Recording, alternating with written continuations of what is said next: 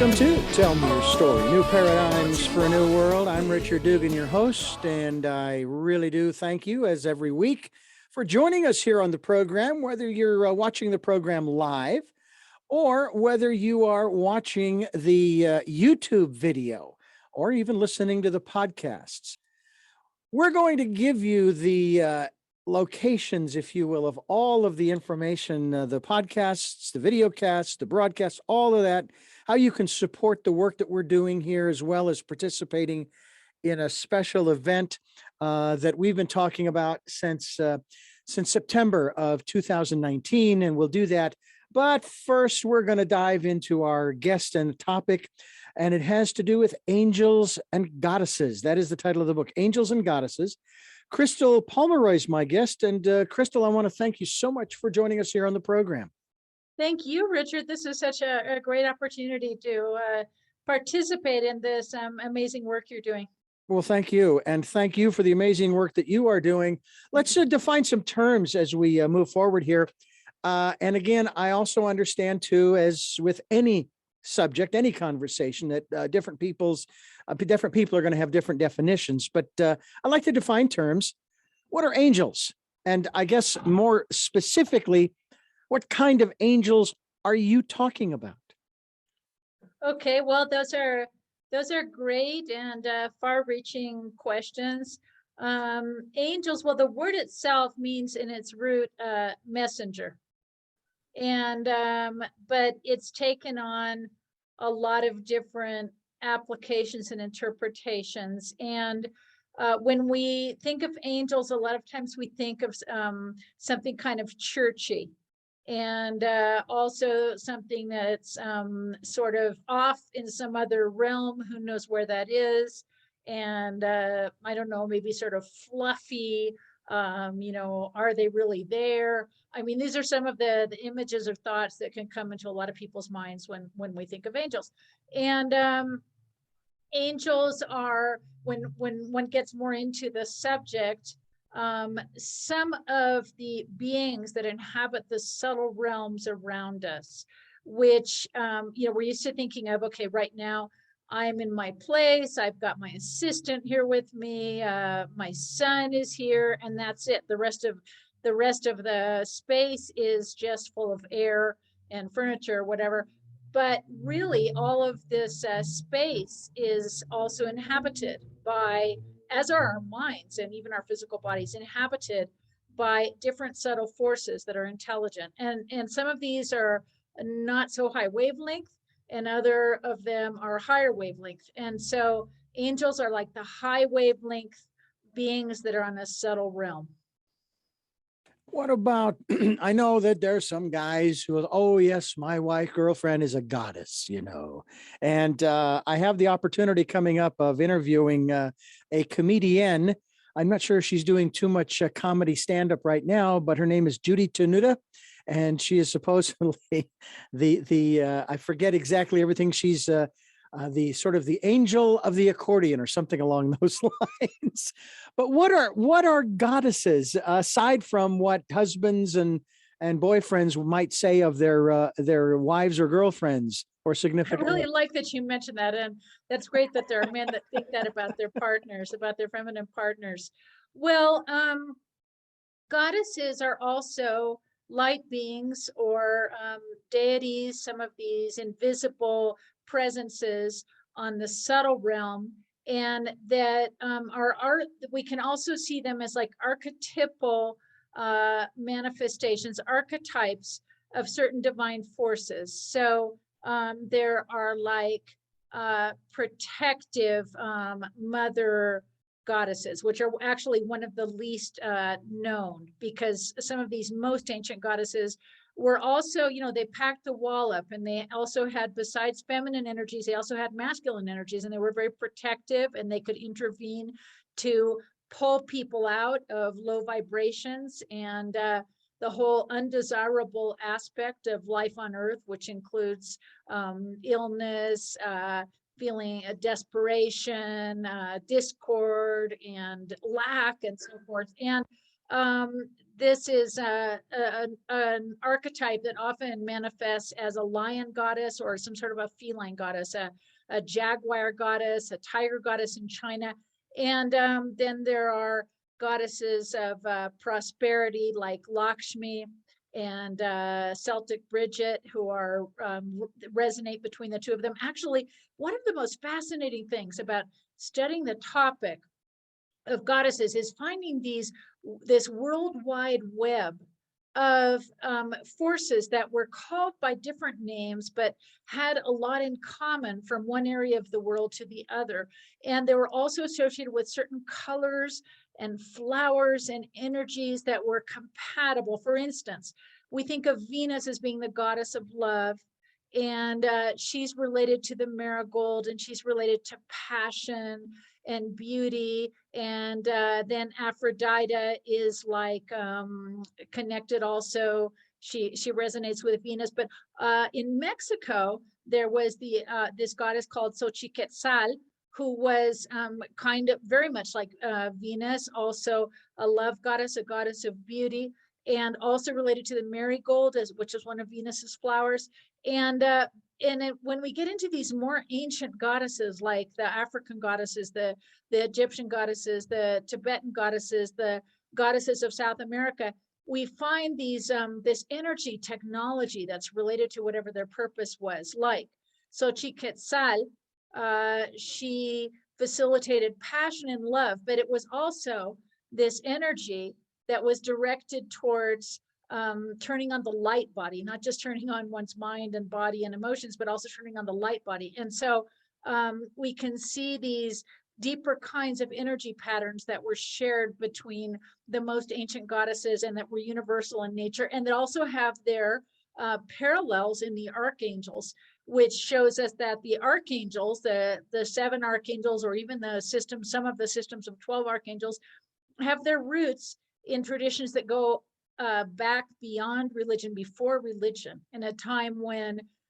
just anybody, you, I, or anybody who was into healing and into spiritual growth and inner work and so forth, could directly connect with these light beings and call on them for support. We are talking with the author of Angels and Goddesses. Her name is Crystal Pomeroy, and you are listening to Tell Me Your Story. I'm Richard Dugan, your host, and I thank you so much for being with us here as we continue our conversation here. I wanted to ask you, in light of the names of the angels, especially archangels. Now, I'm familiar with Gabriel and Raphael and all of the other ILs. But I find it fascinating. There's one, and I've done a little research on my own, and now we're going to go into sort of a biblical, a bit of a biblical bent, so to speak. There's one who doesn't fit the mold of those names, and that's Lucifer, son of the morning. And I've been doing some research, and my perspective is, because I don't believe that God is an extortionist, Lucifer was set up from the very beginning, that God knew all of this was going to happen. And so it's like life, it's almost like Judas. He had a role to play. Well, I guess Lucifer had a role to play. What about that in terms of the roles that the archangels as well as the angels play in the universe? And that includes both the material and the spiritual realms in terms of humanity. Okay, well, that's a very, your questions are very deep and vast and wide. And yes, they're about Lucifer. There's this ancient teaching that he was actually chosen to play a role in humanity's, and not just humanity's, but in other creatures' evolution through being this challenging force that provokes us through apparent negativity and apparent evil and so forth. And so definitely it's kind of like, I remember this story of a Russian commune that was a spiritual community that led by a guru. And there was this one, everybody got along really well, except for there was this really nasty guy who wouldn't clean up after himself. He was really dirty. He would eat everybody else's food. be noisy when they were trying to rest or meditate and so forth. And so they got together, they organized amongst themselves and went to the guru and said, we need to get rid of this guy. You can't possibly have him living with us. All of us are like on this really sublime resonance. And he said, he went and he talked to the problem guy and said, you can live here for free for your entire life, because you are really important to make these people look at their true attitudes and work on being truly more compassionate, patient, and more harmonious than they obviously are at this point, because they're projecting all this stuff onto you. And so in a way, these archetypes definitely relate mirror processes within ourselves. And we're not like, for instance, I have a lot of people, I have a lot of really wonderful people that follow me, that participate in my groups, and that I heal and so forth. And I get beautiful, loving feedback from them. And a lot of times they call me, they say, oh, you're such an angel. And I really don't try to put myself off that way when I facilitate groups, because it's important to be vulnerable and to open up about my own challenges or things that are difficult for me.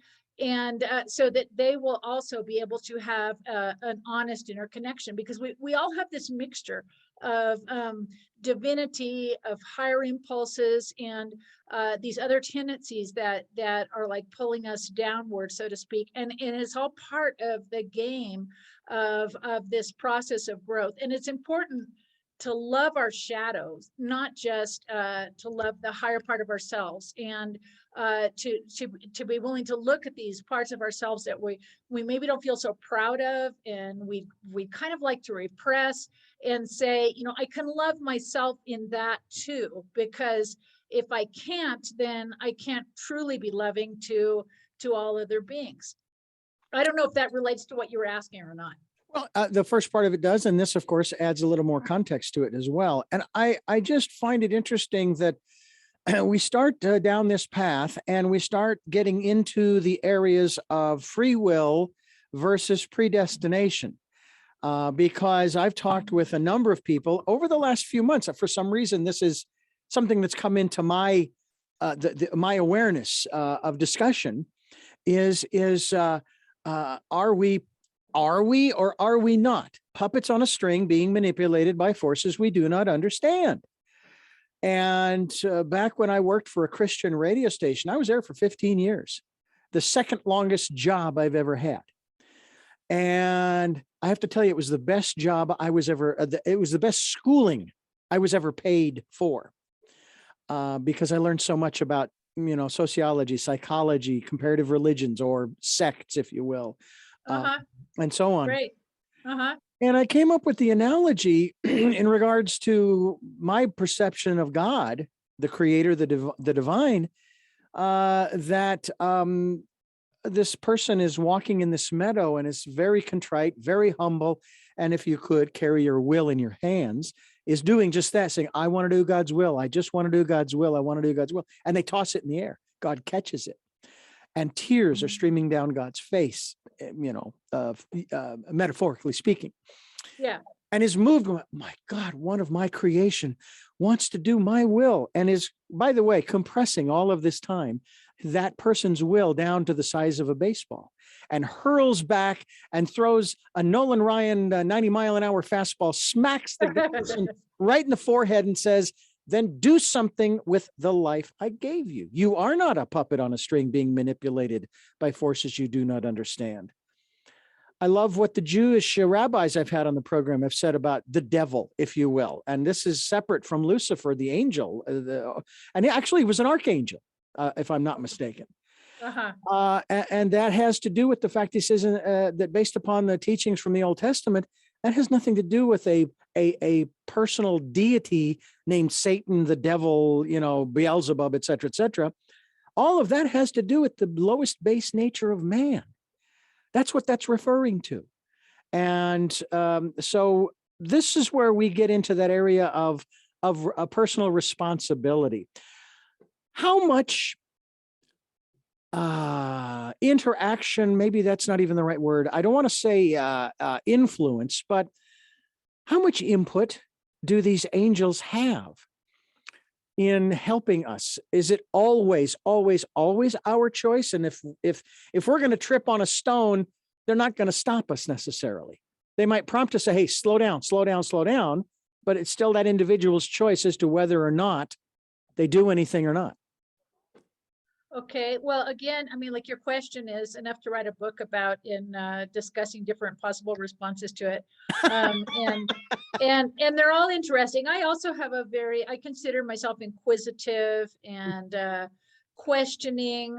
And in the case of how we call on angels and what they have to do with our free will, I'd so much I'd like to go on, and I mean, you and I could talk for, I don't know, maybe 12 hours or something, but about these subjects. But I had this gentleman that I've never met sent me a query through my website saying that he had done some visualization of Archangel Michael for some sick people that he knows. They're very ill, and he had obviously put quite a bit of energy into this, and they seem to have gotten worse. And so, like, what was he doing wrong? And so I'm actually planning on doing a little lengthening this response on one of my Facebook pages, because it really triggers an important point of interest when we think of angels as something that we're calling in to fix something or to compensate for the way that we relegate our free will onto the circumstances around us. Then we're not going to get the kind of combination that is so powerful when we're willing to work on our own beliefs and inner patterns in positive prayer and in affirmation and in visualization and in our attitude, and then call on the angels to help us in this process. It's not like, the angels are going to do it for me. It's not like they'll help, but the results that we're going to see, they won't compare with when we're willing to work on ourselves and develop patterns of belief and patterns of vibration in ourselves that will make us more easily connected with the higher realms. Because on this plane of existence, in what I call the world of appearances, which I consider to be a fallen realm, I think we already live in a fallen realm. This isn't a true world. The true world is a place of love where there isn't death, there isn't cruelty, there isn't perversion, and so forth. And we're in this kind of way station. And in this place that we are, we choose to be agents of infinite good, of the higher power, which for me is God, and different people have different names for it, and that's fine. That will work through us, not like come in like a mechanic and kind of do it for us. And also with the self work, we're actually going through some sort of positive change. We're awakening our light circuits. We're taking back the reins of responsibility from the standpoint of consciousness, and it really changes the whole experience of life and also accelerates our spiritual evolution. We're talking with the author of Angels and Goddesses, Manifest Your Desires with Angelic Intelligence. I've got the book right here, and I hope that you folks will get your copy. Crystal Pomeroy is my guest, and we are talking about the work that she is doing through her website, which happens to be her name, crystalpomeroy.com. crystalpomeroy.com. We will be linked to your website as well, Crystal, so that folks can connect with you directly. Maybe share some. I'll put up your link on my website too, for Wonderful. Sure. And this program on my social networks. And I'll tell you that I really enjoy these kinds of conversations because of some of the things that come up that I used to discuss with some of the ministers and the pastors and the laity that would come to the radio station to do different programs. And I guess the one angel that we talked about the most when we talked about it was Lucifer. because that seemed to be, I guess, just that was their target. That was the target of the Christian philosophy at that time. Not so much today. And that's one of the things I find fascinating about all these different philosophies around the world is that many of them do tend to evolve. They tend to move forward and rise above a lot of the, well, with Christianity, the fire and brimstone, if you will. I have a real problem. It's a beautiful song. Oh my God, it's a beautiful song, but I don't like the lyrics of the first verse of Amazing Grace. I am not a wretch. Sorry. Right. I mean, my goodness, to live, to flow within that philosophy. Obviously I must have had some value if there was going to be a sacrifice for my soul, right? So I must be valuable. I mean, we're talking about parents here. You were a parent, correct? Right. And you would pretty much do anything for your children, For sure. And I have no kids, but I have animals, I have chickens and cats and dogs. And I would do everything that I could for them as well. So when I hear that song played, I'm going, no, I'm not a wretch. I'm a valuable, precious, priceless soul that apparently the Creator saw something in me as an individual that in this philosophy, that was done. There was a sacrifice that was made. It was required, or what have you. I think about my parents as well. I've always found that fascinating too. I don't know about you and your parenting skills, but my folks have never stuck their nose into any of our business unless we asked. They would never offer advice unless we asked. And I always found that fascinating that they were actually able to do that, because you would think that as a parent, you want to protect them, right? How do the angels protect us? How do the goddesses protect us? Okay, wow. Well, that's my mind is following along with all of these profound ideas that you've been sharing, and then to just kind of cut that off and go on to the next one. I first of all, I really agree with what you say about choosing what words we resonate with and being conscious of the words we choose, because words are incredibly powerful. Took the words out of my mouth. I work as a healer nowadays, and I fortunately I kind of had got a lot of flight hours in with affirmative prayer, because I've been in this stuff since childhood, literally. And so I went through a period in like my teens and my early 20s in which I couldn't do affirmations unless I had a book, because I couldn't come up with any on my own. And now they just kind of spew out. I just vomit affirmations, so to speak. And this I do in healing treatments that I give. And this is actually, this isn't really an ad. I'm telling you that these healing treatments, I mean, I've had a whole lot of experience, numerous, literally thousands of experiences, because I've done this for groups as large as over 300 people, and also one-on-one situations. And I've trained other people with my system that also heal with it. We all have this healing power within us, and words play an important part of it. And for instance, if you choose to say, instead of "I am a wretch," I am a beloved child of God, and I am privileged by all of creation that is absolutely charged with God's love, which is supporting me through all situations, all the tissues in my body, all my cells, all my vibrations. I'm just giving a very small example, but when we choose words that resonate with the truth of our being and the truth of the nature of the higher power, which is absolutely loving and is in everything, then we literally open doorways that allow this power from the infinite realm to manifest right in and through our bodies and in and through these different situations. And so angels will help us do this, and will also guide us to choose the kind of words and the different perceptions that will change our way of connecting with apparent reality. Bruce Lipton has been doing this work about the power of beliefs. And in one of the interview, you know, the author of Biology of Beliefs and other books. And in an interview they did with him that's on, you can find on internet, he talks about how there are these Christian groups in the southern US that they do tests of like drinking poison, and they'll have a doctor there to document that this is actually taking place. Drinking poison and nothing happens to them. We're getting bit by a poisonous snake and nothing happens to them. And they have this medical witness before and after.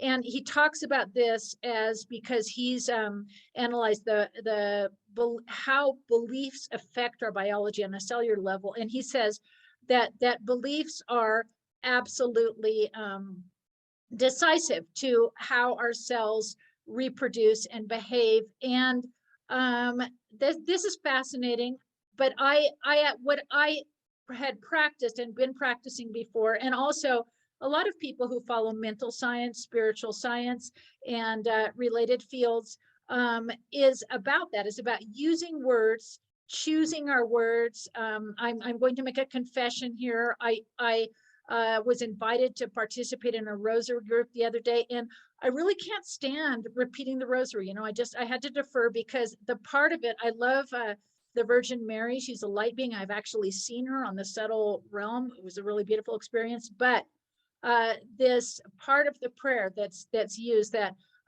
beg for us sinners, and now and at the hour of our death. This is like similar to the phrase you're talking about being a wretch. And because if I keep repeating that over and over, you know, I'm identifying with the wavelength of being a sinner. And I have enough stuff to deal with it without going over it again in that kind of a way. So yeah, I totally agree with that. And I think it's very perceptive of you to have that kind of sensitivity, which is something that is worth developing in our day and age. And we can ask angels to do this. Angels have a kind of mastery over their own energy that we're just in the process of developing. And so they can also help us master energies and master force fields that are sometimes coming at us or through us that are negative and that make things harder in life on Earth. Well, now here's an interesting connection here, and they are not coincidence, they're coincidences. I pronounce the word differently. Okay. Like the British pronounce laboratory. Only all of my R's are pronounced like R's, and my A's are pronounced like A's, unlike the British, who pronounce their R's like A's and A's like R's, but that's another story for another show. I used to produce, when I was with this Christian radio station, I used to produce the Radio Family Rosary Hour. Now, the interesting irony was, of course, that it was only a half hour long, but I came up with a method of producing the show where I would, and you talk about repetition, where I would take the Hail Mary and those two prayers together, and I would copy and then I would paste, and there was a feature in the editing software where I could actually paste it 2, 3, 4, 5, 6, however many times I needed. Well, each decade is 10, so I would paste it 10 times. Done. The first decade of the rosary is done. And then the second decade. And the only thing that would change, of course, would be whether it's the glorious, the sorrowful, or the joyful mysteries. But I remember something that was real interesting. You talk about your love of Mary and your connection with her as well. And I remember getting got a phone call from somebody who was just livid over the fact that we were running this program on a quote unquote Christian radio station. Okay. And I said, well, first of all, they're not praying to Mary specifically. They're asking her to do what you would ask your friends and neighbors, your pastor, or your minister to do. And that is participate in intercessory prayer. Okay. And that was one of the things that and I said, and every word in the rosary is in the Bible. Okay. It's there. But I think that people get lost when it comes to, for example, when it comes to angels.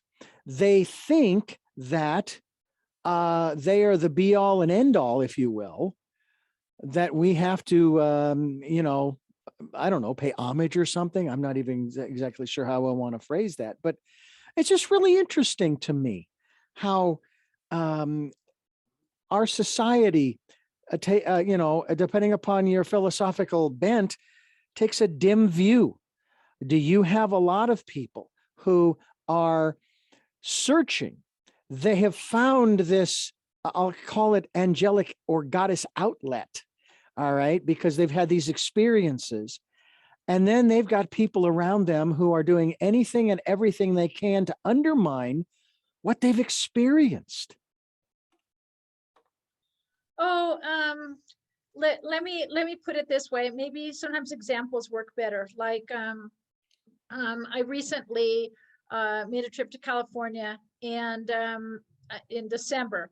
And so I was visiting with someone who's very well educated and fairly well read and a really nice person. And when he found out I was doing a book about angels, it was kind of like, oh, like that's irrational. And so he has like his own belief set. And he started telling me about science and about how certain things are considered to be proved or not, and explaining to me what peer reviewed meant, as though I had never heard of the term.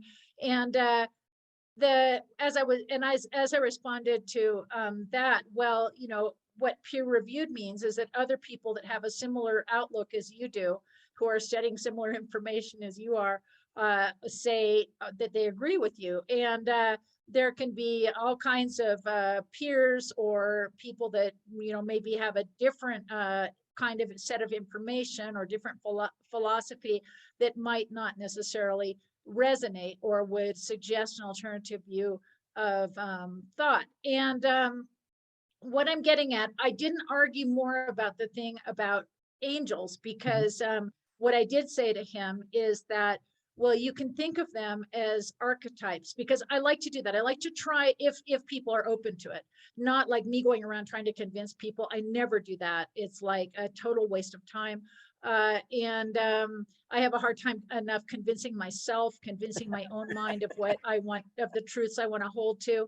And so I said to him, well, these are, that you can think of them as archetypes that, and if we think of what an archetype is, it's a form in the collective unconscious that I think are sort of like the archangels from the standpoint of good, that they're these ideas of manifestations of good that have a lot of people believing in this. And so even from a skeptical point of view, quantum physics tells us that whatever we perceive tends to manifest. I mean, I'm simplifying it, of course, but our perception is always influencing whatever we're beholding. And so if we are consciously focusing on some sort of archetype, like if it's the same thing, if people are focusing on the devil, if they're like, oh, the devil, we have to be afraid of the devil. And I had people have been doing black magic on me, and I've got all these demons that are chasing me and that sort of thing, then I'm going to be putting my energy into that. And whereas if I'm focusing on something beautiful, a tree, the sun, a flower, Mary, Archangel Michael, or some other archetype of good, then this quantum space opens up and invites vibrations from a higher realm that then influence the energy that and the space that we're in. Yeah, it's very, very interesting to have these conversations, because my mother asked me some time ago if I'd ever had any supernatural experiences, and I kind of explained it this way. It says, well, Jesus did all these miracles. To him, that's just what he did. Okay, it was no big deal to him. It's just what he did, because that's the power he had. So if I've had supernatural experiences, they've just been a part of my life. I wouldn't know. I have not differentiated. Although I do tend to agree that the people that we come across not only could be a past life mother, father, brother, or sister, father, whatever relation or what have you, but also that as we are connecting with different people, they very well might be angels in human form that other people may or may not be able to see. Or maybe they're being used in a benevolent way to share that angelic love, if you will, to share that guidance, that type of thing. Is that something that is that happens? Oh, definitely. I mean, it's important to have, and this is like one of the drifts that I'm sort of getting from your line of questioning is and thought that you're sharing here, that there are a lot of different ways in which angelic forces can manifest, and they definitely also manifest through people, especially when one is open to being a channel for good. Like, we like to help people and we develop that. I mean, I think deep down most people like to help others and like the feeling of seeing somebody that they've helped have an improvement in their situation. In fact, they've done studies at Harvard playing videos of Mother Teresa of Calcutta, who I don't particularly love, by the way, for a lot of stuff that has come out about her secret behavior. But there's but the fact that she helped people and was an archetype of that is undeniable, and in her own way. And so they played these films to graduate classes at Harvard of her assisting very poor people, and they tested their saliva before and after to check their immunity, and there was a measurable improvement in their immune response after they'd watched, even for self-declared non-adherence of Mother Teresa. Mm-hmm. And because the act of seeing, and it's also been shown that when we see the people we're helping, there's like this personal contact with whoever one is helping, the benefits in our own system, our own body, and our own energy are measurably notable. And I think that the building of this intentional practice, because we all have this kind of attraction, but it's so easy to get pulled down by daily habit and our primitive brain that just keeps us in our comfort zone and focused on having a roof over our heads and going to bed at night and working in the day, and all these kind of mechanical processes that are part of survival, to like go out of that and develop the qualities that we want to. And angelic beings help us do that. Crystal Pomeroy is my guest. Angels and Goddesses is the book, and crystalpomeroy.com is the website. And you're listening to Tell Me Your Story. I'm Richard Dugan, your host, and it's really a pleasure to have you with us here, Crystal, to talk about Richard. angels and goddesses. I love this because I personally have not had a lot of experience with a lot of what I would consider to be the supernatural. Not sure I want to put the category of paranormal in there, because that's maybe a whole nother realm. But one of the things that I really like, especially about the table of contents of your book, you reference a different angel in each of the chapters, of which there are 7. And Zadkiel, Michael, Raphael, I believe it's pronounced Hophiel. And this would be Shamuel, along with Uriel, and then Gabriel, who's supposedly going to blow the trumpet somewhere along the way here. Although I have a feeling that he's been blowing the trumpet for quite some time through the lips of people like Branton Marsalis and Doc Severinsen and Louis Armstrong and alike, because boy, wow, that's some great horn blowing. I always wanted to play the trumpet, but Never got it. I ended up playing the baritone, which is just one size down from a tuba. Wow. In high school. It was a long time Uh-huh. ago.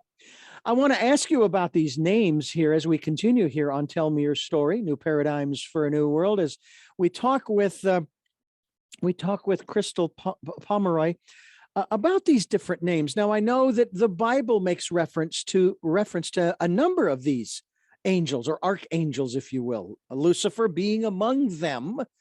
I'm curious as to these other names. Do these names, I guess that's the question. Where do these names appear?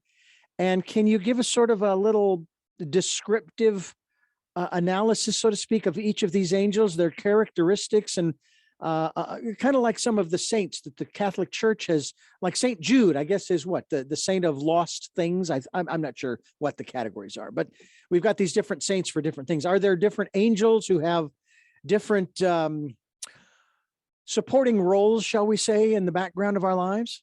Yeah, definitely. And that's one of the fascinating things about the archangels. The system of 7 archangels presented in the book is based on the system of an author called Pseudo Dionysius.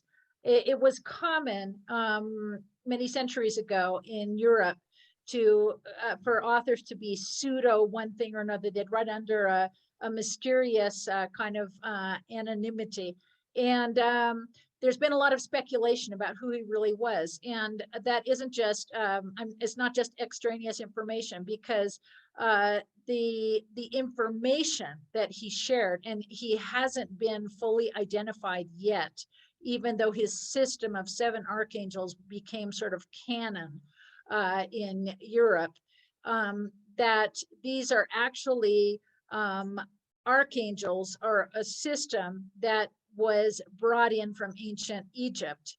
And when we look at each of the archangels in this system, and there are other systems, like I said, of like 12 archangels, and there is always an element of intuition in this sort of information. I mean, there are traditions, and yet one cannot participate in the tradition and really be into it without having a certain amount of intuitive involvement. So there's always going to be some element of like channeled or inspiration, information in there that isn't necessarily based on what was taught in books previously.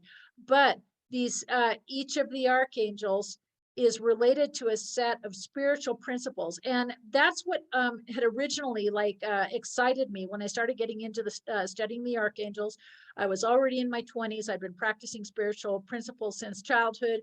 And so I'd been working on and teaching in personal groups, through writing, and in mass media, principles like healing, forgiveness, manifestation, prosperity, and so forth. And it turns out that each of the archangels has this kind of skill set or resonance that's related to a certain color, the magical properties of that color, and stones and flowers. And for instance, Sadkiel, who I put as the first archangel, he's usually up at the last, but his color purple is related to transmutation, to meditation, to prayer, to forgiveness, to loving service, to feeling worthy.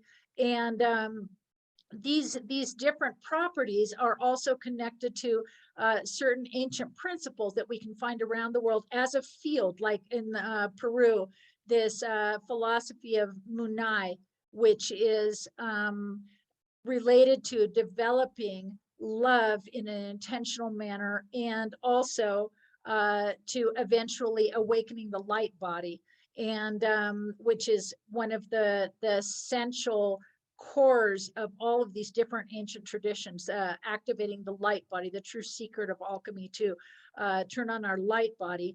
And as we do, precipitate a whole nother level of vibrational experience, which sounds like something sort of maybe remote and esoteric, but it's actually quite related to our personal processes here, because when we have our energy body awakened, then, which we're doing anyway through every time, like you were giving these examples of sort of the human struggle, working on ourselves, and every time we're able to like choose confidence, over insecurity, or choose kindness over indifference, or choose faith over doubt, and so on.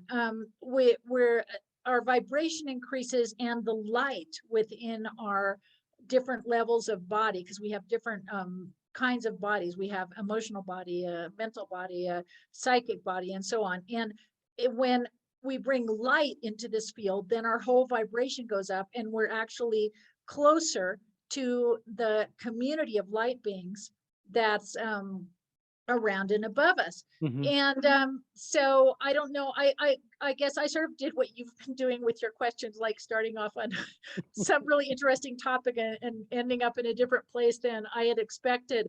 I don't know if I answered your question or not. Did I get off track? No, no, no. And we don't have to go down all seven angels. It's just I've always been curious.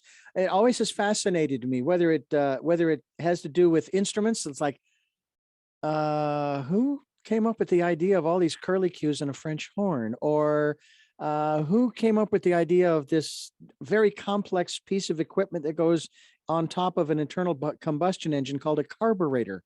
I mean, there's millions parts there. It's like somebody had way too much time on their hands. You know what I'm saying? Or Okay. who thought that the artichoke was something good to eat? You know, they must have been really, really hungry. You know, that kind of thing. And the list goes on of the my lord, inventions. Thank you, that that we have come up with, the discoveries that we have made, that sometimes tell us, oh wow, we know it all now. We have all of the laws of the universe here in this book, and it's complete. And then a year or two goes by, and somebody comes up with something brand new that no one had ever thought of before. It's like, okay, we'll add this one too. Now we know it all. And every year or so, somebody else comes up with another one and another one. And it's like, when are we going to get it that we have no clue? The more we know, the less we know, is really quite true. But at the same time, when we're studying and researching goddesses and angels, we're talking about a realm of spirit that is, it's not just there with us, along with our dearly departed, but they're for us. And I think maybe, and I'd love for you to talk on this, maybe over the centuries, we have been told just the opposite, in one sense, that we're supposed to rely, and again, the Catholic Church being the predominant force for the first 2,000 years here since the death of Christ. They've always said, no, you got to go to the priest. The priest has the answers. The hierarchy has the answers. You know, go to your bishop, go to your pastor, et cetera, et cetera. You don't need to listen to your still small voice. That's what we're here for. And it's like, well, gee, that's just the opposite, along with listening to the angels and other forces that are there for us. Uh-huh. I really love this, many of your lines of discussion, and this last one in particular, because for me, the spiritual path and connection with light beings is about empowerment. It's about personal empowerment from the level of our personal divinity, and that we're really not, as we so often feel in this world, victims of circumstance. We really can choose how we're resonating, how we're feeling, how we're thinking, how we're speaking, and how we're manifesting. And this is something that is very exciting, because like a little while ago, you were saying about when people get some sort of bad news in some remark similar to this in the world of appearances.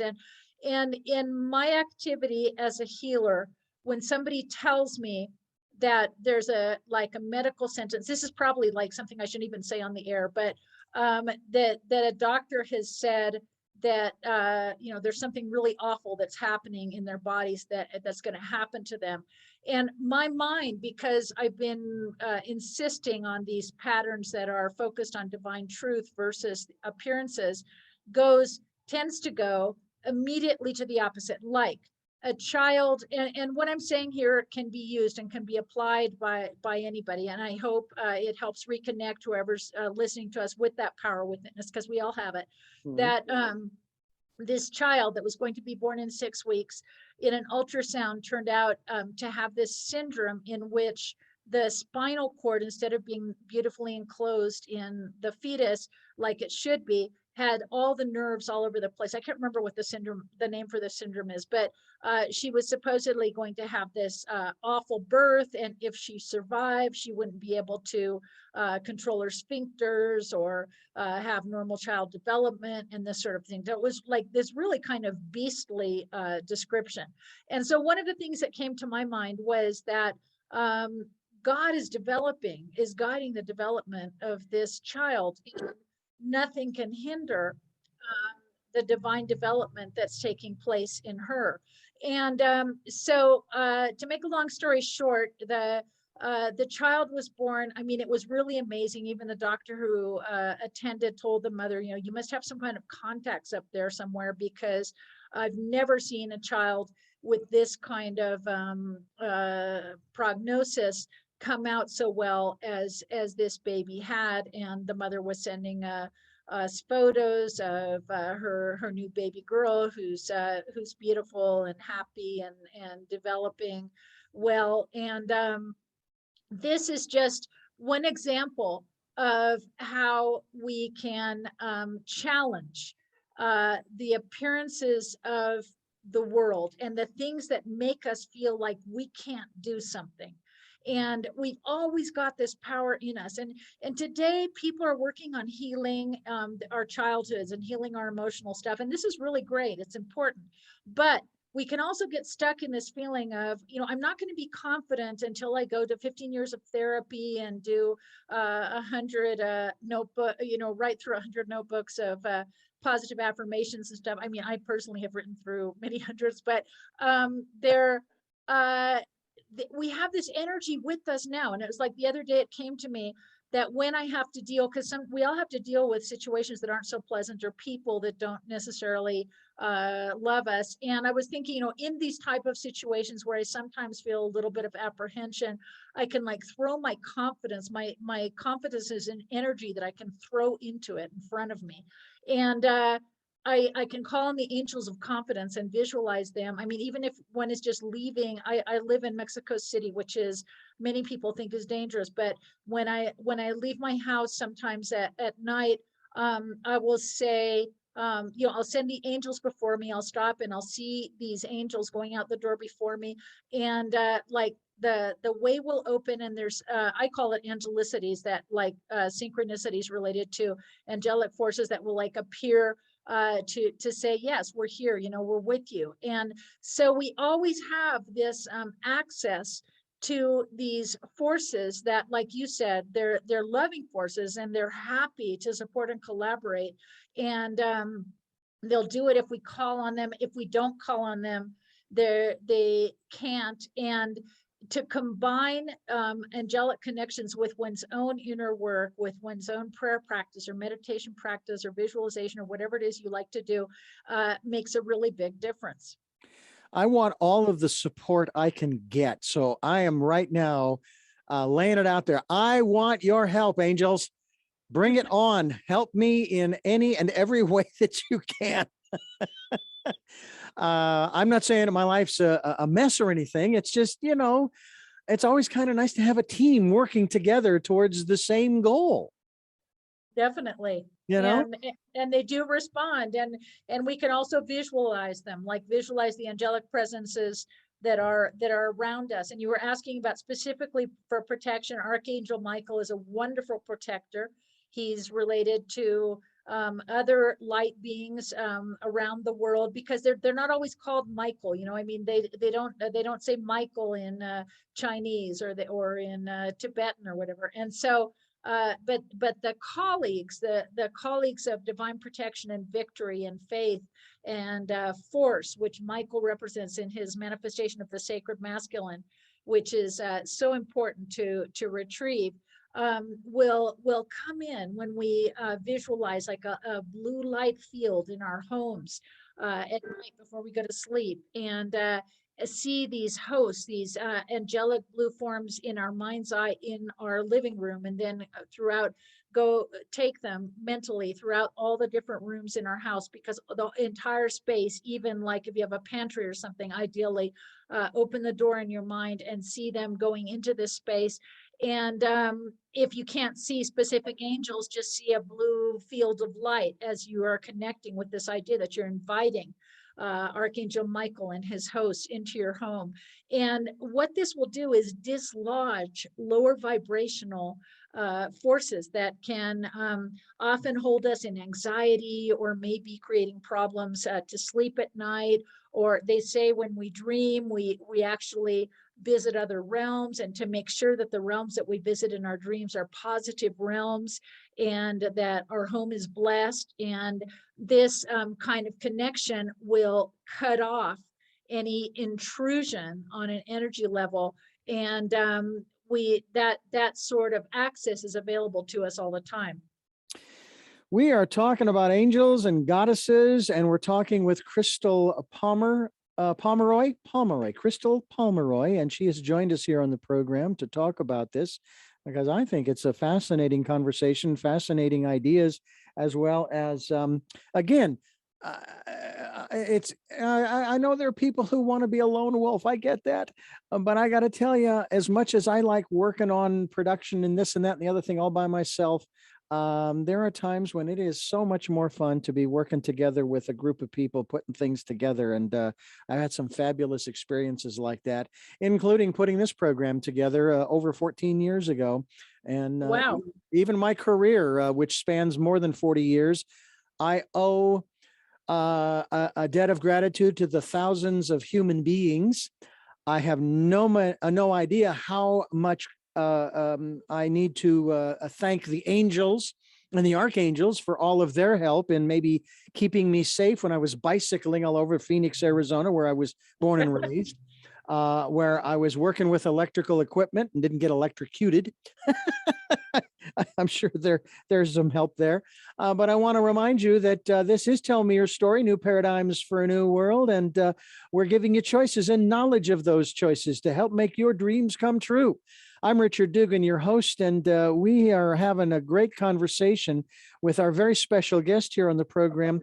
Her name is Crystal Pomeroy. Angels and Goddesses is the title of her book. It's Manifest Your Desires with Angelic Intelligence. Now, that's an interesting perspective, because a lot of people are going to interpret that, specifically here in the United States in the West, as really, oh, I can get a car and a big house, and I can get just the right relationship, and I can get all these things manifesting. However, this is one of the things that came up in a conversation I had several years ago when The Secret came out. Someone was talking about this. We were actually. And they said they left out a part. I says, really? They didn't do it on purpose. It's just that they didn't consider this. And I put it in this context, Crystal. Uh-huh.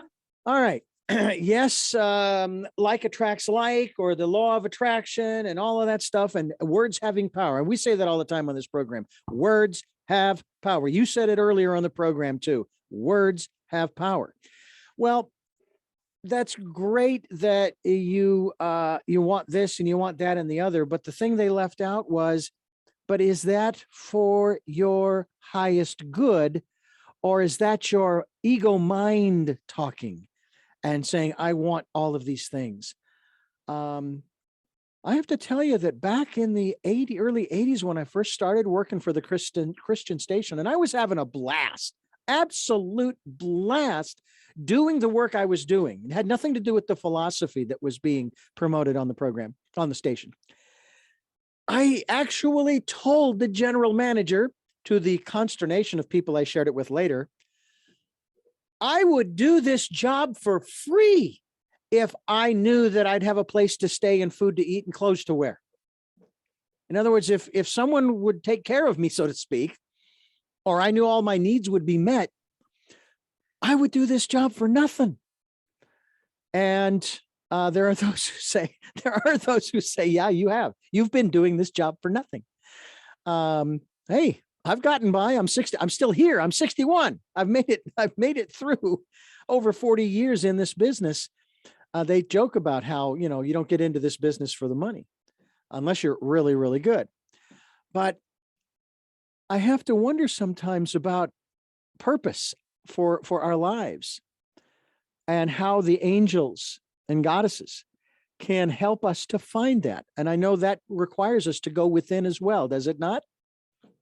Okay, again, this is like I'm following you around and I'm thinking, I'm in your conversation and I'm thinking, okay, well, I agree, and I would say it in this other way, or I would compliment it you with the angels with this way, and then you wind around to another interesting new doorway. Um, Let me put it this way. Okay. We are I don't consider myself religious, but for me, Jesus is definitely a personal guide and a very special being and a master metaphysician. If we study his miracles and his words in the New Testament, even though it's to be supposed that we're just getting fragments of what he did and what he taught and so forth, because it had to be passed down. I mean, the New Testament wasn't even written until it didn't appear in writing until several centuries after Christ wasn't around anymore physically, and so this was being, passed from one gossip version to another, and having all kinds of other stuff mixed in terms of what the religious authorities wanted to put across. Even still, his phrases, his miracles, they glow with wisdom and a science. And so he was always manifesting, he was manifesting supply, he was manifesting wellness, manifesting even life for those that had died. And but his most important manifestation wasn't about things and wasn't about material events. It was about reconnection with the love that is the source of our existence, and that is really that. I mean, that's what the New Testament means. It's like the good news of this. And you talked about Gabriel with his horn.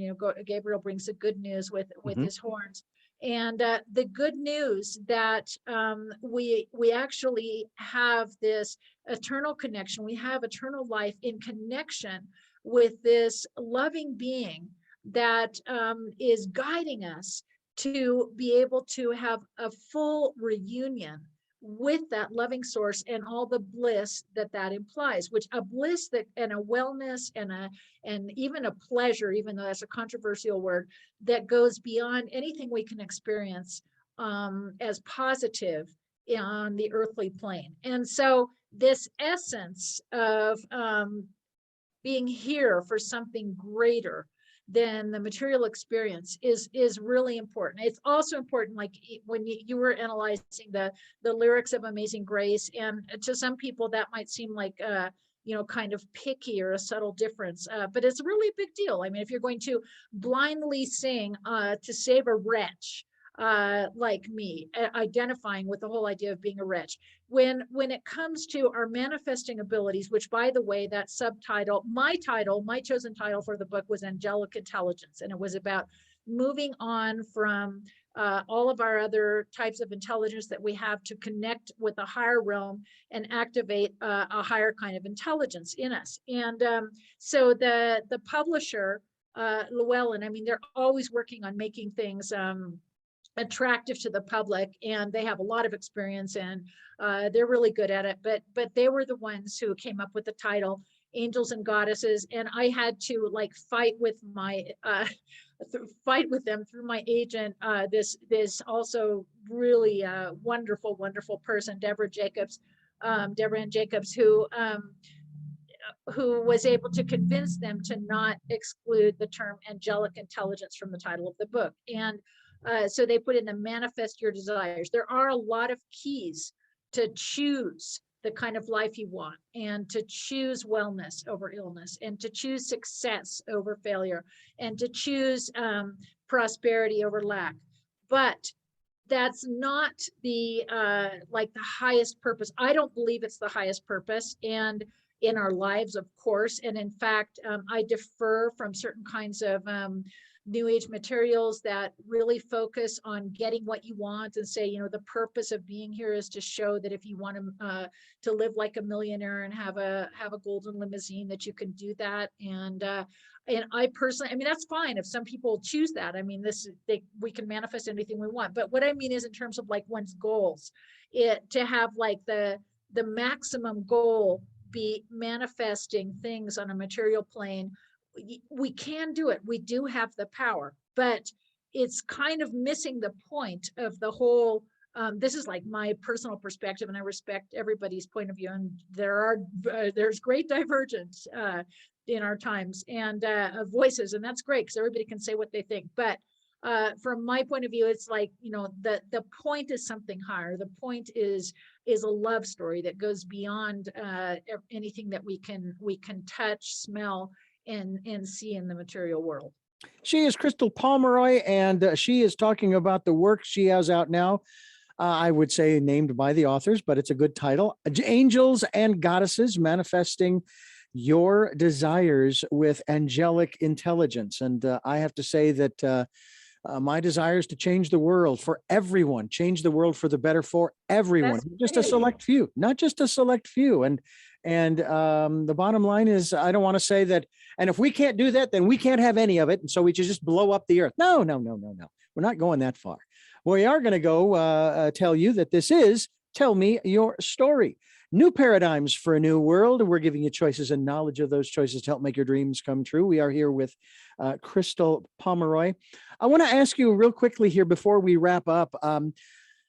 You said that this has been a part of your life for years, since you were a child. When did you first become aware of the angelic beings around you? Okay, well, consciously aware. I was probably around 12. My mom was I can't really talk about my own evolution or story without mentioning her. She was this really amazing, very high IQ, but not just in terms of her intellectuality, also in terms of her sensitivity. And she was a scientist and a teacher. And when I was a child, I was like around 8.5, and she taught me the Jungian dream interpretation techniques, and taught me how to clarify my intention so I could manifest what I wanted and this sort of thing. And when I was 12, she started taking me to see, I grew up in Marin County. She started taking me to see certain teachers that would come to San Francisco, and amongst them were Dorothy McClean, and who was teaching about the Deva. She calls it the Devic realm, which are one type, it's a word for angels.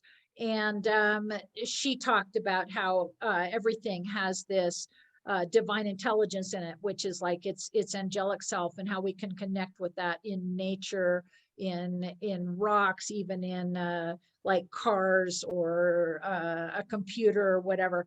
And so I became aware of that factor at that age, but I didn't actually start experiencing, how should I say, seeing angels or the light fields that appear when I'm doing my healing work until probably, even though I was writing letters to them and calling on them and stuff, I didn't actually have like a conscious experiences of contact. I was actually a pretty slow learner until around my late 20s.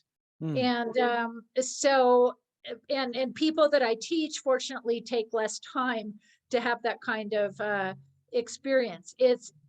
These fields of higher, of loving intelligence are around us all the time, and they're always willing and happy to appear. Like you were saying about composers and musicians, and about whoever invented the curlicues and a certain kind of trumpet Instrument, or yeah. yeah, and so and about all these amazing inventions that humanity comes up with.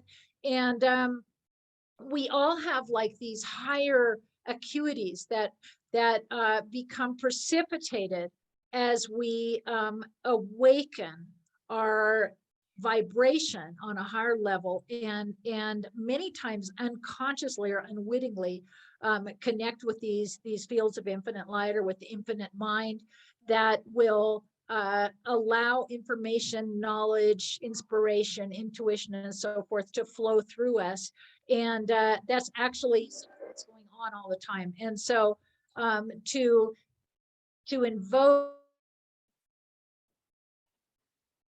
try to get this into something that's grounded for people to use. When we call on light beings and we ask them to inspire us, or to open our minds in whatever our field of work or service is, we consciously bring them in, then it becomes even more palpable. This kind of experience becomes more palpable. And for instance, you who has this is just a wonderful example. You have this activity of communicating and reaching a wide audience through your media venues. And so, and you have this intention, because you just said it, you want to make the world like a better place. And so this combination of using your talents and inclinations with this conscious intention of wanting to make the world a better place already opens you up to this field of intelligence that's going to be guiding you and connecting you with guests and streaming ideas. It's like live streaming ideas to you from a higher realm. And when you also call on them, like you just said a little while ago, gee, I'd like angels for all kinds of support or whatever, then this experience is going to precipitate. And I can't remember what famous composer said, I don't actually compose my melodies, an angel does this through me. And we're doing this all the time anyway. So when we consciously bring them in and we consciously visualize them and invite them, and they will definitely support all of our activities, particularly those that we do in a spirit of love. Crystal is with us. Crystal Pomeroy is with us. Angels and Goddesses is our conversation. That's the title of her book. And crystalpomeroy.com is the website, which we will be linked to so that you folks can connect right away. I have three final questions that I like to ask my guests before we wrap up the program. It's our lightning round, as it were. But before we go there, I need to let you listeners and viewers know that you are listening to Tell Me Your Story, New Paradigms for a New World, as we're giving you choices and knowledge of those choices to help make your dreams come true. We're here on Sundays at 7 a.m. and 7 p.m., Monday mornings at 1 a.m. We have a special edition on Wednesdays at 9 a.m. We are streaming live at those times at richarddugan.com. And the programs are also on the podcast sites of SoundCloud, iTunes, TuneIn Radio, Spotify, Stitcher, Player FM, Blueberry, iHeartRadio, Amazon Music, and many other locations too numerous to mention here. We're also on YouTube, where you can listen to and watch these interviews and get to know us a little bit more, get to know Crystal even more by connecting with her through her website, crystalpomeroy.com.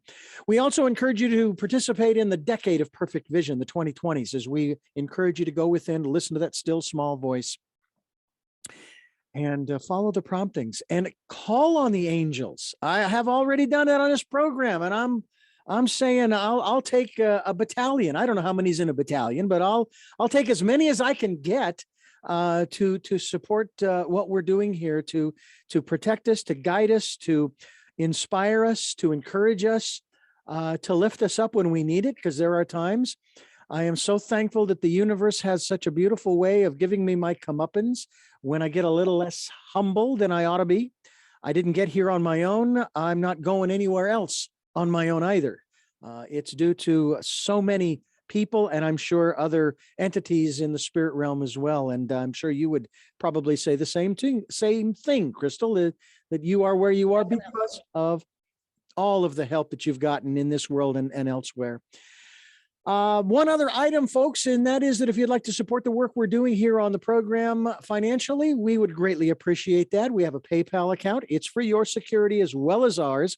I have just had an experience through one of their side ventures called Venmo. I'm so glad they are there, because I am now able to take care of an issue that is a little consternating. It's a challenge, but it's not insurmountable. And so it's there for your security as well as ours. When you go there to send, it's going to ask you for the email address to send it to. It's richard@richarddugan.com. That's richard@richarddugan.com. Goes to help to support the expenses, SoundCloud, and as well as the hosting services for the website and so forth. And we greatly appreciate those of you who have helped and those of you who will help. Thank you, thank you, thank you. And with that, we now enter the lightning round of the game show we call Tell Me Your Story, where we ask our guests 3 final questions here on the program. They really aren't that hard. They really aren't. They're very easy questions. Number 1. Okay, were the other ones hard? Were they designed to be Well, let's just put it this way. I won't be going down a path and you won't know where I'm coming out, because you'll know exactly, because these are very short and sweet. And the first one is, who is Crystal Pomeroy?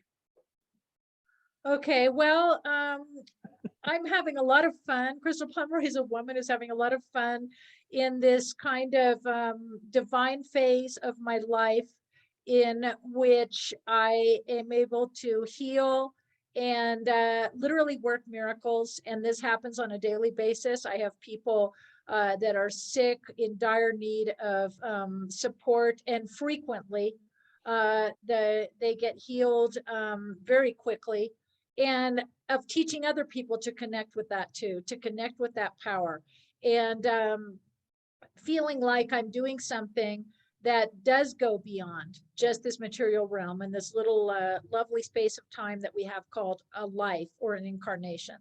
And so I'm really excited about that. It's very magical. And I very much appreciate you with all your work, Richard, with this wonderful program, with your years of experience, everything that you've put into having this space be here and being able to share it, and to remind people that we do have this power within, that we are connected with a source of infinite love that is always there for us and that is guiding us to a purpose that's even much more joyful than any wonderful thing we can experience on this earth. Number 2, what is it that you hope to or want to achieve through the work that you're doing now? Okay. I feel like it's really important that we kind of live in this world of appearances in kind of a swamp. Energetically speaking, the Gnostics said that we were being parasited by these dark beings called archons. And I definitely resonate with the idea that we're held in this world of limitation where people seem to die and all these terrible things seem to go on, and that we're stuck in this kind of wheel or train that is like a trap. Well, our being is telling us that don't you remember when you were a kid and you felt like you could fly? Did that ever happen for you? I had a dream where all I had to do was pedal my feet and I was off the ground. Wow. Oh, well, yeah. That's like your real being, and we, on some level, we know this, and so we are moving up out of this frequency of limitation. And for me to be able to share with people this truth, to work on it myself, to get free of this swamp situation, and to share this with others so that we can really snap out of these low vibrations and situations that seem to trap us. That to me is really exciting. And like with my book that went up to #1 in hot new releases, it's just been released on Amazon. It went up to #1 in hot new releases on Angels and Goddesses, and went on to several new age bestseller lists. I had originally been visualizing that it would be a bestseller. And then at some point I just said, I sort of felt this divine guidance, and I said, God, do with this what you want to do with it. I mean, use it in whatever you think is the best way. And so there's a certain amount of like trying to behold what the divine plan is, and keep myself focused on accepting that, and trusting in that, and not being so attached to certain types of outcomes. Final question. And no, you do not have to answer the question in the form of a question. I'm not Alex Trebek. What is your life's purpose? To shine a light of healing love in the world. Well, we are all illuminated by the light you bring, as well as all of our guests. And we thank you so much for this time and this opportunity to find out more. I think maybe next time, and we will have you back. I would love to have you back to talk Thank you. I'd love that too. Talk more about goddesses. I will also tell you, my wife, probably about 20 years ago, when we first met 23 years ago, actually it was 23 years ago. I think it was this month, but I'm trying to remember if it was late February or early March. Anyway, she had a mentor. His name was Sunyata Saraswati. He was the co-author of the book Jewel in the Lotus. Wow. She asked him for a name. He gave her two choices. One was Shaktima, and the one that she chose, Amrita, which is Sanskrit for nectar of the goddess. Wow. Yeah. So I have firsthand experience in that respect. That's great. Being with a goddess, as it were. And it's been that's lovely. A great. Really, really lovely. Well, thank you so much once again for joining us here on the program. And I will be sending you an email with some more dates that we can deal with, maybe in May or June, and encourage people. Wonderful. Thank you so much. You bet. To go to your website, Crystal Pomeroy. Why do I keep saying Palmer? Pomeroy, Pomeroy.com. We'll be linked to her website. I hope that you will go there, folks, and check out the work that she's doing, connect with her, get a copy of her book. I think it'll be enlightening as well for you to do just that. And with that, we come to the close of another edition of Tell Me Your Story, New Paradigms for a New World. I'm Richard Dugan, and I hope that you will join us again until our next broadcast, podcast, videocast. Love to love.